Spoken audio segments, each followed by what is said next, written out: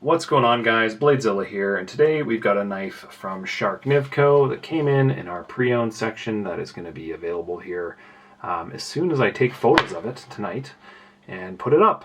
So it comes in this nice case, very similar to actually a lot of the Grimsmo cases, and we open it up and bada bing bada boom, we've got a Mini Goblin.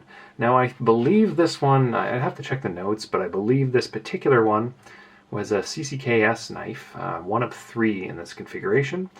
And we're going to talk about it, we're going to flick it, take a look, and more than anything, just have fun. So, as I always say, grab yourself a cup of coffee, pour yourself a beer, water, or in my case, I've got a Guru energy drink because it's pretty late in the day, and I don't know how to turn off my battery, it seems.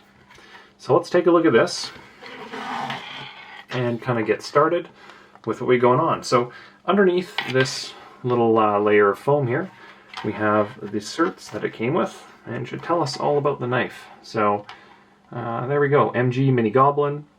I think it's a Toxy, or I think that means Toxic Camo Carbon. RWL34 on the blade from, I believe it's an 07-23, so August 2023, and Edison signature there. Sticker, and I believe this is for an envelope, which I think the previous owner opened up, but all good. And then obviously the little Sharknivco foam in there. Well, that's cool. Nice little touch. I wish more knives came in cases like this, because it just, you know, protects them, dresses them up, keeps them super sick for a number of reasons.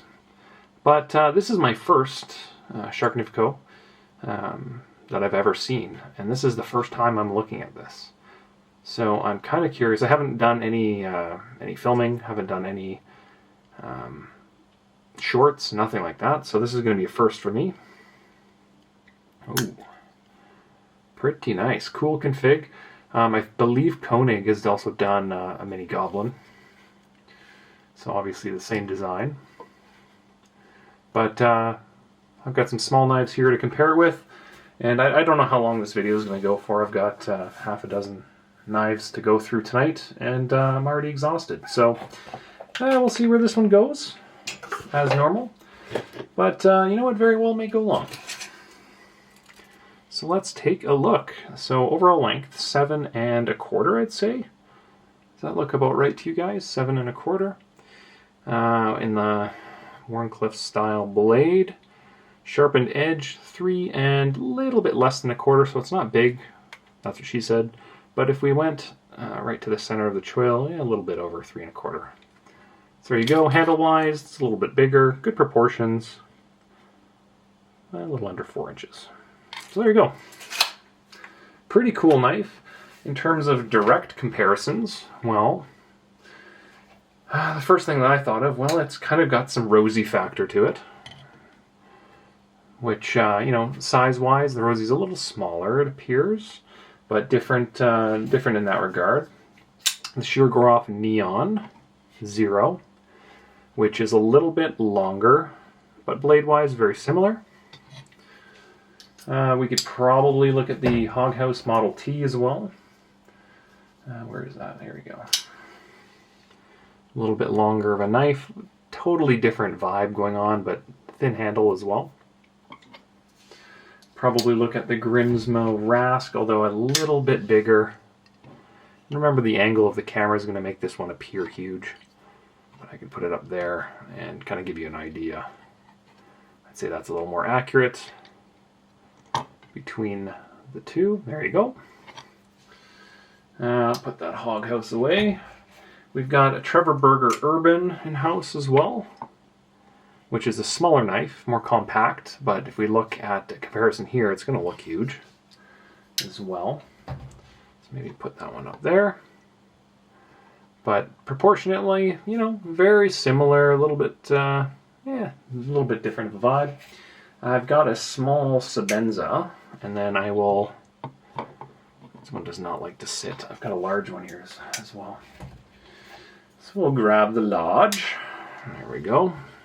To give you kind of a size comparison, there's large and small. So it's not a big knife. You know, if you're looking it's almost identical actually to a small Sebenza. That would probably be the closest comparison if we're looking here. In terms of length, a lot more going on obviously in that blade on the small, but that's cool. So that is kind of it from a comparisons. Oh, you know what? Let's do this one. Should have seen that on the channel as well. That is a tri-axis Midnight, and I've got a tactile. This is I open all my boxes with that tactile next. There you go. So little bit of a smaller boy comparison. BOI, as Kevin likes to say, small boy. So small knives, but nonetheless they pack a lot of punch, and it seems like a lot of the knife guys are really going this direction on the small size. You know, that sub 3.5, where, you know, forever everyone was going 3.5. That's your EDC. 3.5 at 3.5 ounces. That's really where you want to be, and it seems like now 3.25 is quickly becoming the, you know, can you pack a 3.5 or 3.25 blade into the handle of something a little smaller? Pretty cool knife. So let's talk about this. One, something that you're not used to seeing on my channel anyway, is there's no flipper tab. So that's a little rare for me, but nonetheless, very cool. Oh, you know what I should do is actually, I've got some of these Vegas knives here. They're also small. So why don't I do that? Nice small comparison as well. So that's a Shirogorov V Series or V Card Vegas Mini Cannabis. Also small. So that's a nice comparison as well. Don't see a lot of these, and these are coming up. And I guess I can grab the Kami, which would be another small. There you go.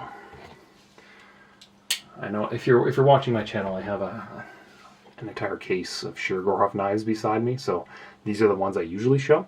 And this being the first Sharknivco Mini Goblin on the channel, I don't have a lot of non-Shirogorovs in my collection. Well, I shouldn't say that. I do have a lot of other knives, but in terms of the small guys, I tend to kind of favor the 3.5 to 4 inch size.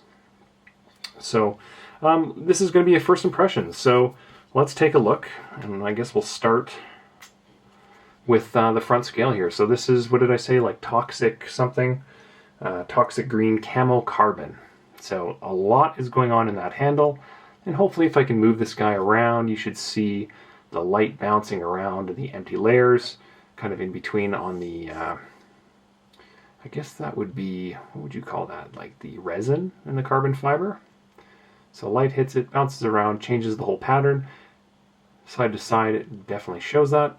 Now the main thing here as well is, like, when you use a lot of these carbon fiber or carbo tie or whatever you want to call it, you know, sometimes you get some really, really nice patterns that come out of it, and other times it really doesn't look good at all. And you know, there's definitely some preferential treatment on some of them, and just how they wear and how they cut it. This one looks really good, very even throughout. So I think they've done a good job selecting that.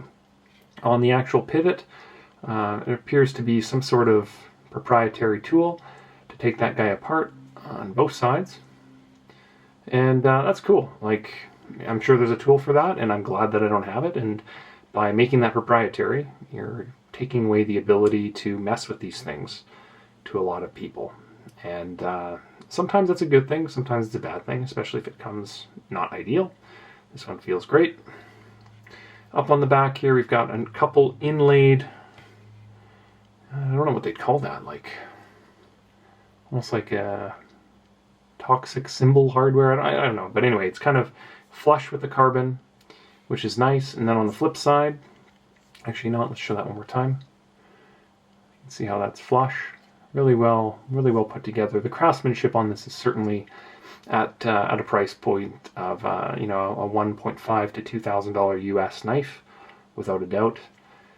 The detail's very good, very, very good. Obviously that pivot on the back, same thing. I don't know what they call that, guys. I'm sorry, I'm not a Sharknivco guy, but certainly could be convinced otherwise. Oh, there we go. So now we've got like a 3-pin kind of set up on the back hardware. So almost like a caution vibe going on there. And you know what, even if the positioning of that is kind of cool, because it kind of looks like an alien face. It's like, oh, I like that.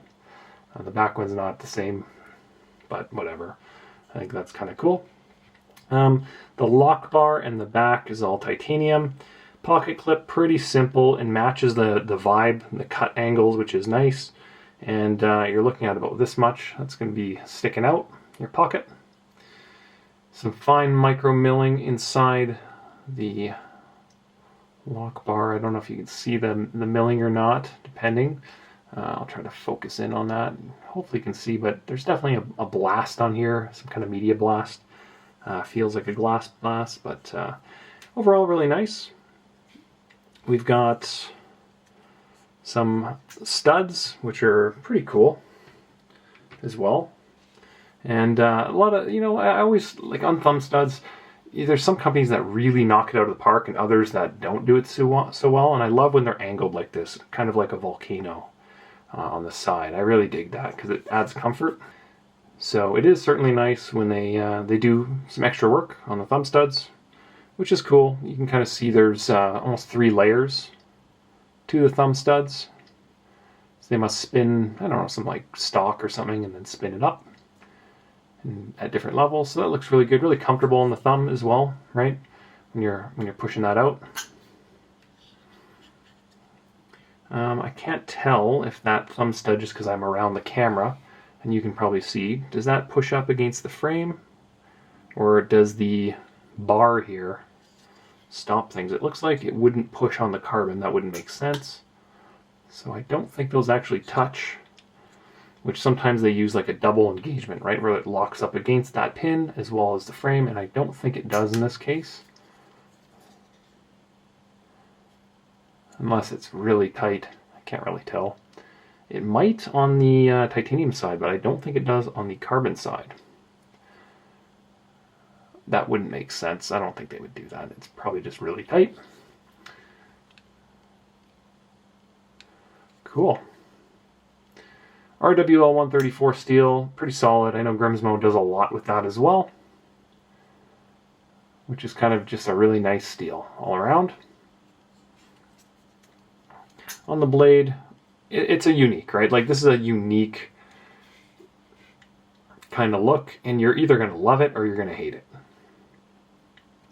You've got the shark on the cutting edge, which obviously if you use the knife that will wear off over time, but at least it's towards the back of things, so it's not going to be a problem, hopefully. You've kind of got this cool pattern cut into the blade. Just the overall, it looks real cool. It looks pointy. It looks like a very usable edge, in my opinion. No jimping up in front of the studs. And as you go down the blade, it's still nice and flat, with a tip that kind of expands out, and it would be pretty easy to get up there. It's a small knife. It's not huge, as I said, but nice flat edge. Hopefully you can take a look at it. It's not as refined as like a custom division from Shiro. You can see that it's you can still see some lines in it, how they've cut it. It's not mirror polished or anything, which is nice. Kind of keeps it usable. But just really well done. Really well done. Let's go back on the other side here and take a look. So a couple things. Let's see, we've got a little plug there. What is that for? So one of those is going to be for the detent ball, which is the top one. The bottom one is going to be probably a screw from the bottom side and for an over travel stop, which you can see hanging down. That would make sense. And then let's take a look at the lockup. Pretty light, which is nice. Really tight tolerances all around here as well, which is nice. Everything seems to line up all the way around. Pretty soft on the bottom, and I guess, you know what? I'm just going to look at this here. That's nice because you can kind of choke up on top here, and that's a real nice little detail actually. I never noticed that on the design itself because it's all smooth underneath there. Because it's a small knife. Like if I put 2 fingers here, I'm almost falling off of it. But I could also choke up on there and kind of add a little bit of leverage. That's cool. Kind of reminds me of the Rosie a little bit. On the inside here, I don't know if you can see this, but my God, everything is milled out internally and skeletonized, including the carbon. That is very uncommon to put that type of work into carbon. Titanium, absolutely, but this is where a knife, in my opinion, kind of takes that step from, you know, the detail work you shouldn't have to see and they shouldn't do. Or I shouldn't say they shouldn't do. They don't have to do, but they do it anyway. And this is one of those knives. I can tell there's a lot going on inside here, which looks really, really nice.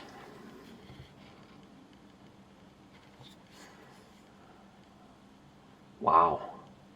I don't think I've ever seen that much internal work on carbon fiber. It's very impressive. Wow. The knife doesn't weigh much. I will throw it on my scale here if you give me 10 seconds, and my scale is within reach, but you know, I'm guessing it's 3 ounces because it just doesn't feel as heavy as you'd think. But you know what? The numbers don't lie, so let's do it. Let's do it. Any guesses? I'd be very impressed if it was under 3, but you never know. 2.4, like way under 3, not even close. Jeez, 2.4 ounces. Unbelievable. 69. Nice. Nice. Grams. Wow. That is very impressive. For such a, you know, the rule is, right, 3, whatever the blade length is, should be the weight of the knife. So 3 ounce, 3 1/4, you'd expect that same type of weight. So it's under. It's quite light, and that's probably from the skeletonization. I don't want to see the balance. It's obviously, it's got to be front heavy. Yeah, it wants to fall forwards like a hammerhead shark. Pretty cool. The bearings on this particular one, I can feel like individual, like almost. I don't want to say notchy. It's smooth, but you can feel that it's made very well, very tight. It's crisp on the detent. Comes out nice and smooth. Very cool knife, all around. You know what? I wasn't sure what to expect from this. Kind of did a trade on a couple different knives to kind of make it work. I wanted to check this one out. That was kind of the crux of the deal. I've never seen a Sharknivco in person. Centering to me, let's take a look. Looks pretty bang on. Bang on.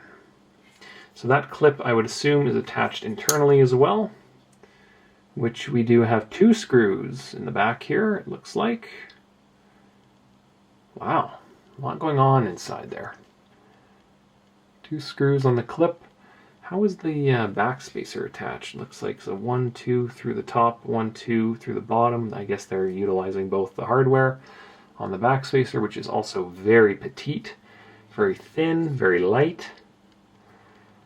And that must be the theme of the knife, is they're not including a lot of weight where they don't need it, which I like.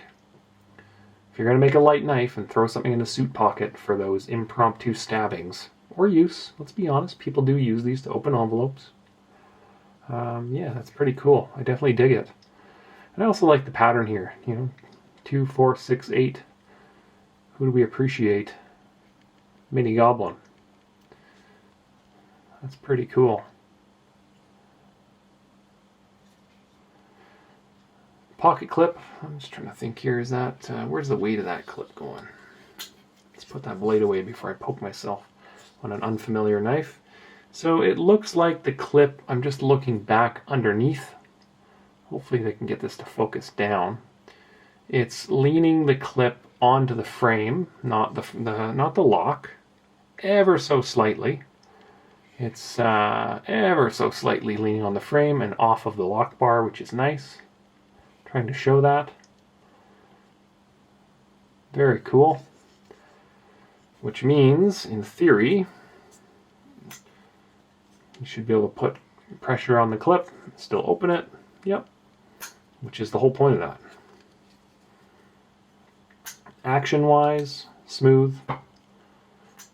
It's, I'm trying to think of what knife this kind of correlates to action-wise, because it is on bearings, but it's not as silky smooth as some of the others. Like, it's not as silky as a Rosy. It's more, what's the word everyone uses? It's more hydraulic. Like, it's not going to fall, it's not going to drop shut, but it's controlled. You know, you can park it anywhere and still shake it, right? It's a tighter but well-made knife, very well made. Like, it is certainly leaps and bounds above like a Chris Reeve, like, without a doubt, in terms of fit and finish tolerances. It's just a well-made knife, and this is the hardest part to explain to you guys. Is like, it's a small knife. I've got the camera zoomed in to look at micro details of this thing, and, you know, we're looking at ratios of thicknesses and curvatures, and, like, guys, in my hand, it is a very small knife. It's thin. It's a very thin knife to carry. It's very light, 2.4 ounces. I could put this in my suit jacket, go to a meeting, and people wouldn't even know that I'm capable of slaying envelopes if I needed to. Super cool. I dig it. I didn't know it was so light.